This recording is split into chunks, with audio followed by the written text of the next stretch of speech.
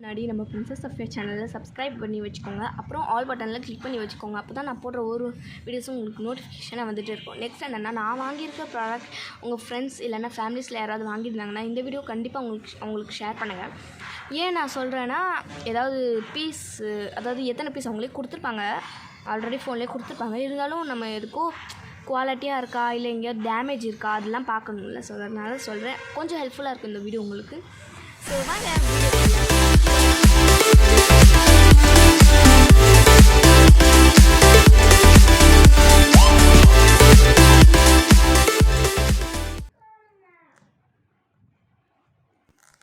வாங்க இப்போ நாம் என்ன ப்ராடக்ட் வாங்கியிருக்கோன்றது அன்பாக்சிங் பண்ணி பார்க்கலாம்.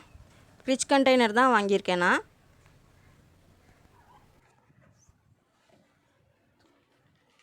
நான் இந்த ப்ராடக்ட்டு ஃப்ளிப்கார்ட்லேருந்து வாங்கியிருக்கேன். 3 பீஸ் செட்டாக வருது. இதில்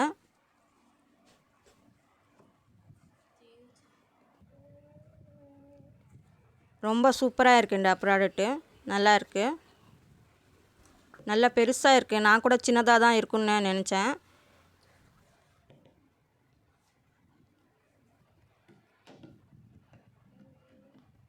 எனக்கு ரொம்ப திருப்தியாக இருக்குது இந்த ப்ராடக்ட் வாங்கினது.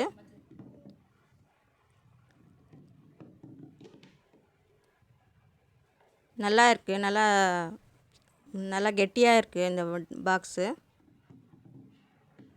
இப்போ நான் இதை எடுத்துன்னு போய் கழுவி எடுத்துக்கிறேன். கழுவி வச்சுட்டு நான் ஃப்ரிட்ஜ் கொஞ்சம் க்ளீன் பண்ணிக்கிறேன்.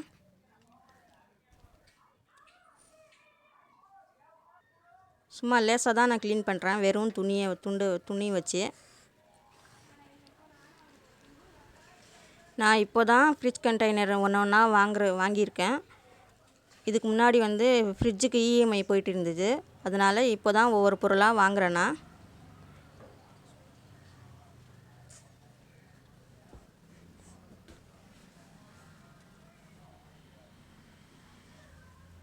இப்படி தான் இருக்குது ஃப்ரிட்ஜு.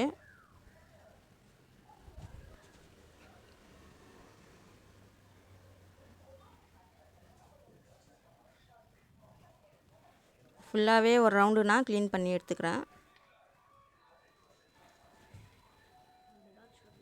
ஃப்ரிட்ஜில் ஸ்மெல் வராமல் மெயினாக மாவு வச்சுருப்போம் இல்லையா, இட்லி மாவு, அதில் தான் வாசம் வரும்.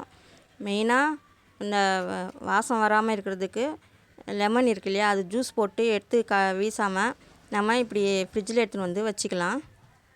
அந்த தோலை நான் அப்படி தான் வைப்பேன்.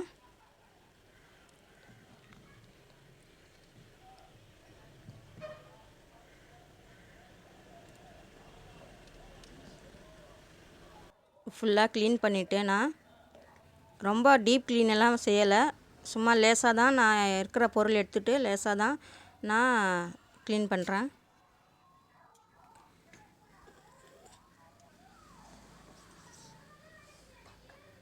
இந்த மேட் கூட நான் வாங்கணும். இது பழைய ஃப்ரிட்ஜில் இருந்தது தான்.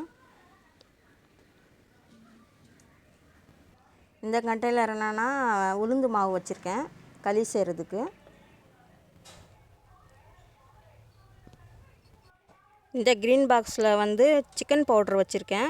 அதுவும் நான் ஆன்லைன்லேருந்து தான் வாங்கினேன். மெட்ராஸ் கறின்னு இருக்குது அதில் பேர். அதுக்கப்புறம் லேசாக தண்ணி வச்சு நான் துடைச்சிக்கிறேன்.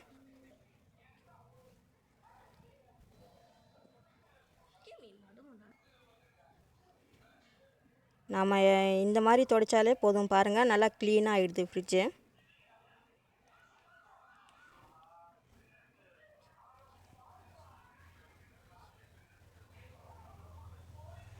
இதெல்லாம் க்ளீன் பண்ணி முடிச்சுட்டு நான் காய்கறி வாங்கிட்டு வந்துட்டாங்க.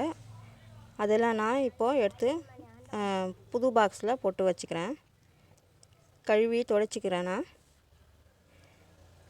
இப்போது வாங்கிட்டு வந்தால் தக்காளியை போட்டுக்கிறேன். இந்த தக்காளி பாருங்கள், இந்த பாக்ஸில் 2 கிலோ வரைக்கும் வருது தக்காளி. இந்த மாதிரி கொஞ்சம் அழுகுன தக்காளி, கெட்டு போகிற மாதிரி இருக்கிற தக்காளியெல்லாம் மேலே வச்சிங்கன்னா எடுக்கும்போது அதுதான் ஃபஸ்ட்டாக நம்ம எடுத்து சமைக்கிறதுக்கு யூஸ் பண்ணுவோம். இந்த மாதிரி செய்யுங்க. அடுத்த கண்டெய்னரில் நான் உருளைக்கிழங்கு, அப்புறம் அவரைக்காய் இதெல்லாம் போட்டுக்கிறேன்.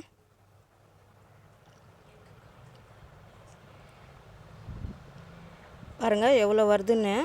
ஃபுல்லாகவே அந்த முட்டைக்கோஸ் வந்து அந்த ஃபுல்லாகவே வருது பாருங்கள். இந்த கண்டெய்னரும் நான் ஃப்ளிப்கார்ட்டில் இருந்து தான் வாங்கினேன். அது அன்பாக்சிங் வீடியோவும் நான் போட்டிருக்கேன். இது ஃப்ரீஜரில் நான் வச்சுருக்கேன்.